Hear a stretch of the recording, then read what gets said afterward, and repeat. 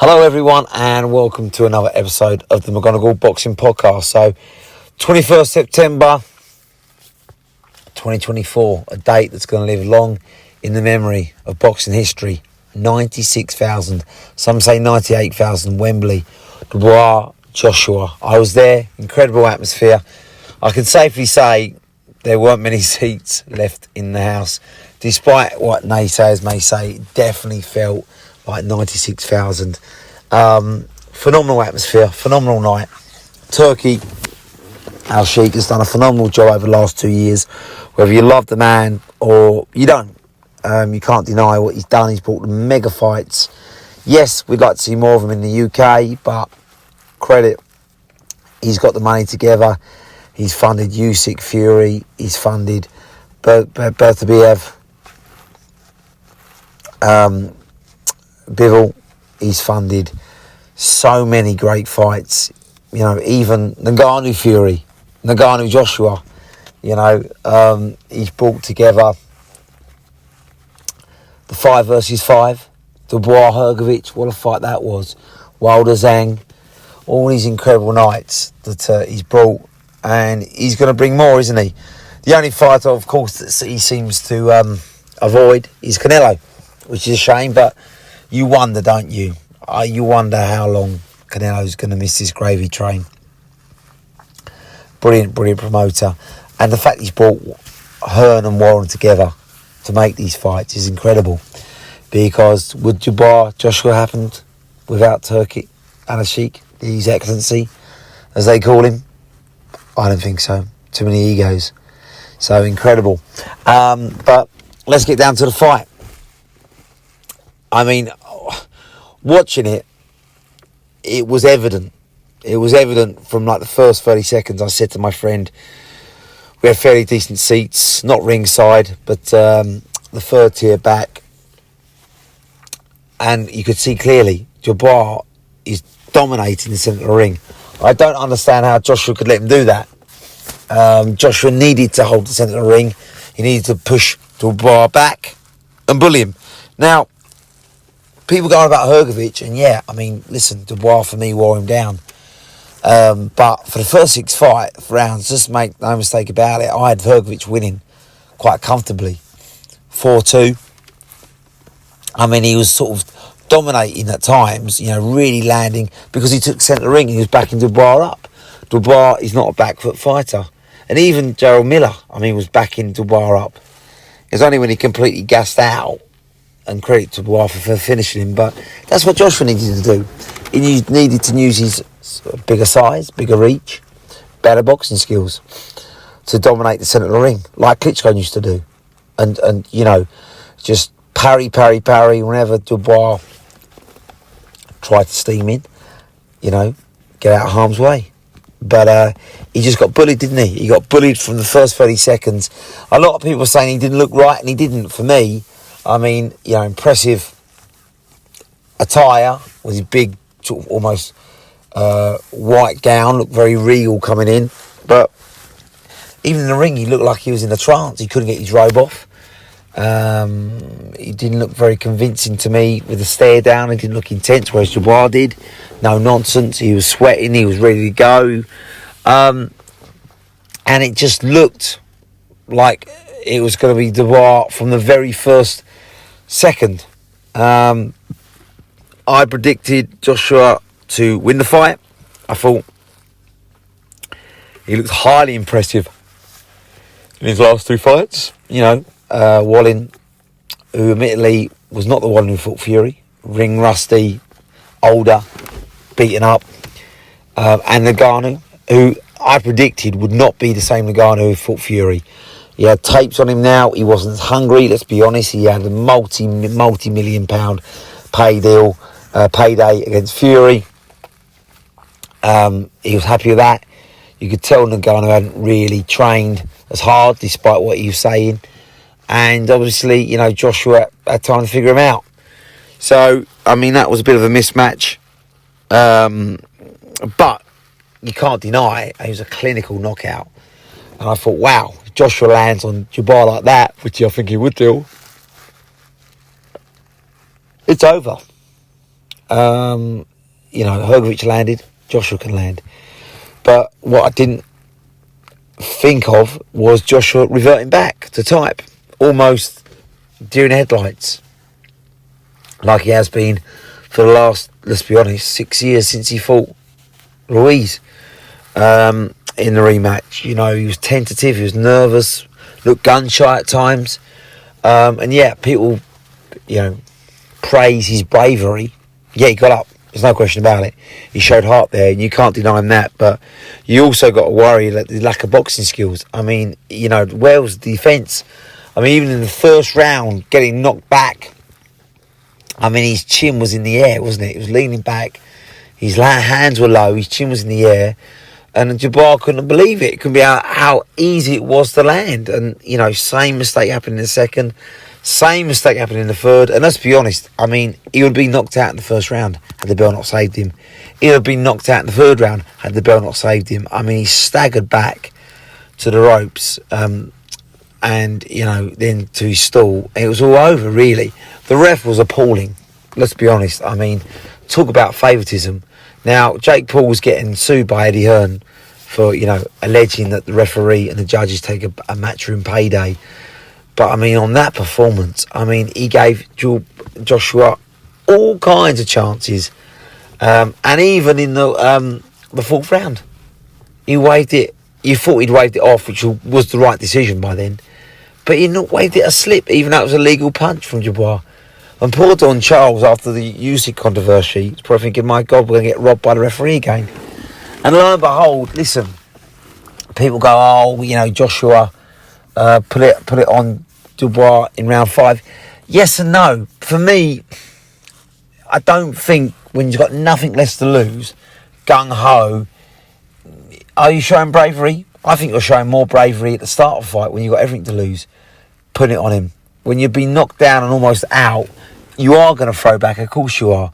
But his bravery should have come in the first round and second round, when he still, had very, very little,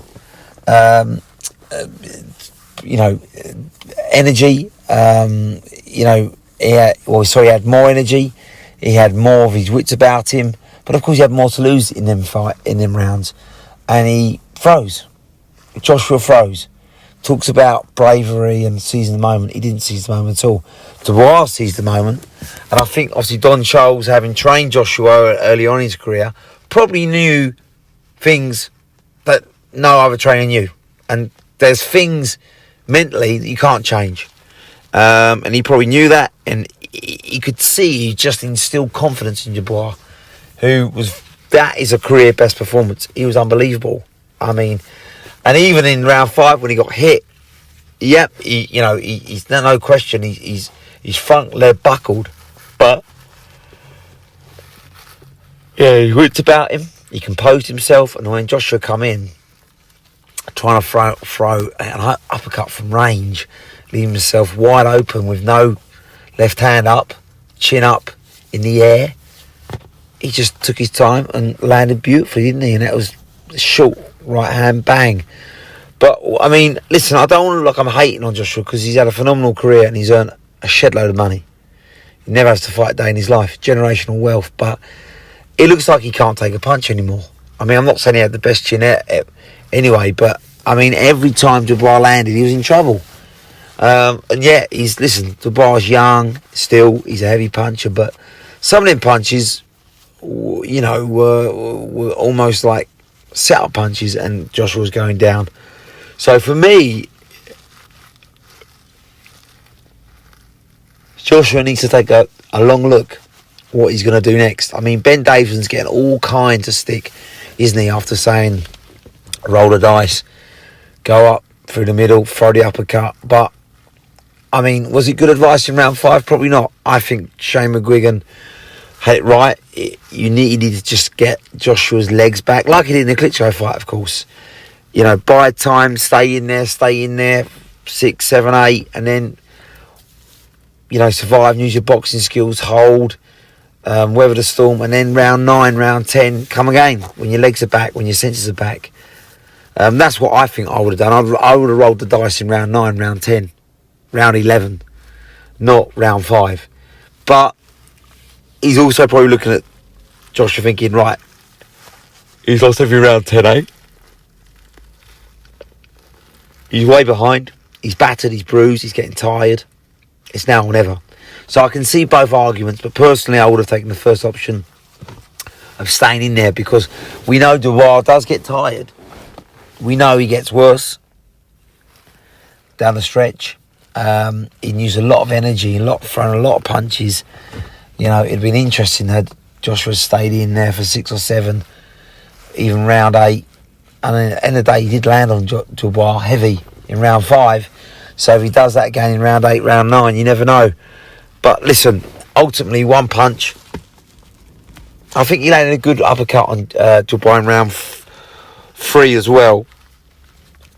And a few solid jabs, but apart from that, I mean, really, you're talking about one big right hand compared to to Dubois' 50, and 4 or 5 knockdowns, and a referee waving one legitimate off. The fight should have been stopped. Had it been Dubois, it'd have been called off. I think in round 1, I think you would have made Dubois override the bell, and it could have been waved off. So, despite what anyone says, the referee showed clear favouritism to Joshua in that fight. And it was disgraceful. I mean, I was in the crowd, were booing the referee. We thought the fix was on. So thank goodness Dubois stopped him in the end, because it would have been an outrage and Don Charles would have gone mad again. Especially after, like I say, the Usyk controversy. But I think Josh has got to stay at Ben Davison. I think at this late stage, I mean, obviously you could have his pick of trainers, but I mean, he can't keep chopping and changing. It looks like he's got some confidence with Davison. Was he overconfident? I don't know. I think someone made a very good point. I think it's Barry McGuigan said that, Shane McGuigan, sorry, who's putting it on Joshua in training? It looks like he's still calling that corner. You know, when he came back after round 4, he's kind of telling Ben Davison, I'm going to roll the dice. We live for this moment. He should be shutting up and listening. It should be coach doing all the orders and him listening. It's almost like a team thing, and that's not right. That shouldn't be the case. You know, so you wonder who's calling the shots. You wonder how hard training is. You wonder who's putting it on him like Dubois did. Probably no one. He's probably got the final say on everything, despite what Ben Davison says. So that needs to be reviewed. He almost, for me, needs an old school trainer who's going to just shut up and listen to. But I don't think that's going to happen. So, you know, the next port of call would be stay with Ben Davison, because he can't keep chopping and changing. He wants to rematch next. I think that's a big mistake. You know, unless Dubois does a Ruiz and doesn't train at all, puts on a huge amount of weight, which I can't see him doing. None of his team with Don Charles won't let him do that, nor will his dad. I mean, Dubois could finish Joshua's career. It could be night and over, especially if it's a brutal knockout again. And now he knows he can hurt Joshua. He's going to put it right on him. So, can Joshua beat Dubois? I think he can. I think there were snips there, wasn't there, in round 5 that he can land on Dubois, which will probably give him a bit of confidence.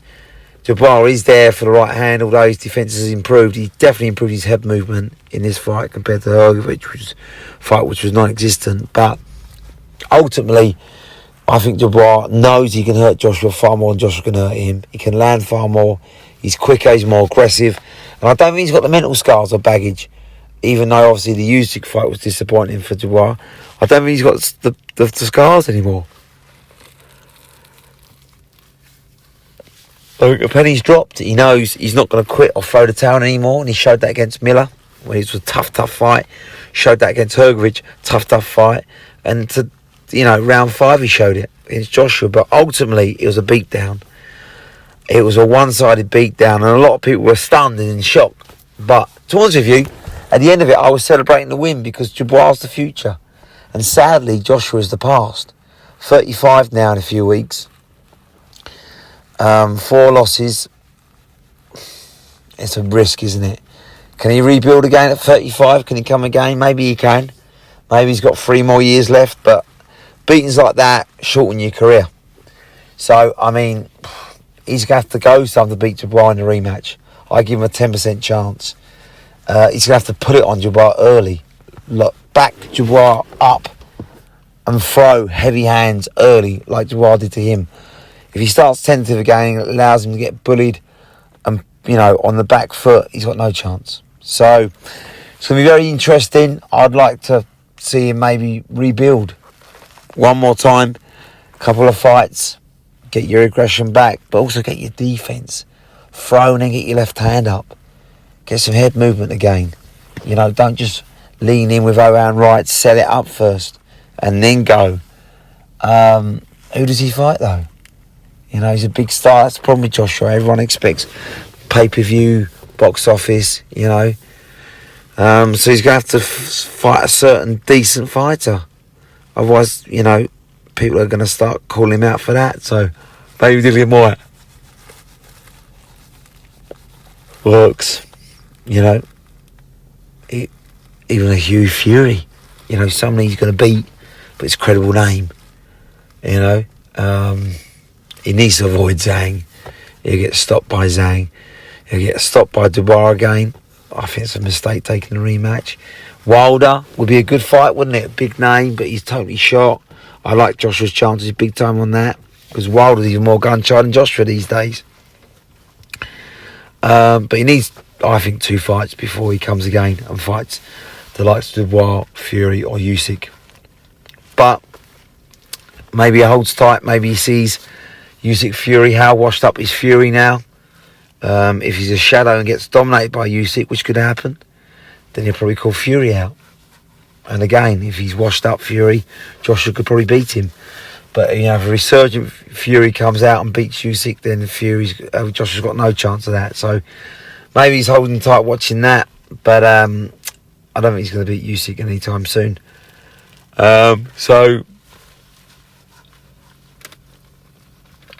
Like I say, a big domestic fight with Dillian White could happen. He needs to avoid the young guns as well. Maybe fight Joe Anderson, who's just come out of the Bacoli knockout. That could be a good fight. I think Joshua could win that. He needs to avoid Bacoli though. Parker maybe, but Parker's dangerous now. I think Parker could stop Joshua with the added weight and added aggression under Andy Lee. So he needs to think carefully. I think that the rematch would be a mistake, but ultimately, can it get any worse than the first fight? I don't think so. I mean, he was all over the place and Dubois was superb. So maybe, even if he loses, at least he can redeem himself. But he showed heart, he showed bravery. You can't deny him that for getting up. It's not his fault. The ref was just ridiculously biased and just didn't wave it off and save Joshua that heavy knockout. But as far as I'm concerned, Joshua is a fading force and almost needs a miracle to get back into world title contention now. As for Dubois, the world's at his feet now. IBF champion, rightly so. Does he take the rematch? He probably will for the money.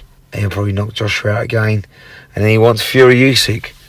On these performances and this heart, more importantly, the new improved heart, Dubois got a real chance against anyone.